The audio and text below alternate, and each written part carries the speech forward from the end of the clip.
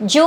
તમારા શરીરમાં લોહીમાં એલર્જીનું પ્રમાણ વધારે છે તો સામાન્ય રીતે તમે બ્લડ ટેસ્ટ કરાવો, જેમાં સ્પેસિફિક સીરમ IgE નામનો જે બ્લડ ટેસ્ટ છે તેનાથી તમારા લોહીમાં એલર્જીનું પ્રમાણ વધારે છે કે નહીં એ ખબર પડી જાય છે. કદાચ IgEનું લેવલ નોર્મલ પણ છે, પણ પરફ્યુમ, સ્પ્રે, કંઈ પણ ડિયોડ્રન્ટ્સ જેની સ્મેલથી પણ તમને તરત છીંકો ચાલુ થઈ જાય છે, ક્યાંક ગયા અને ધૂળ ઉડી તો પણ તમને છીંક ચાલુ થઈ જાય છે, કંઈક ખાવામાં સ્પેસિફિક આવ્યું તો પણ તમને છીંક ચાલુ થઈ જાય છે, તો એ એવું બતાવે છે કે હા, તમને એલર્જીની શરદી હોવાની શક્યતા છે.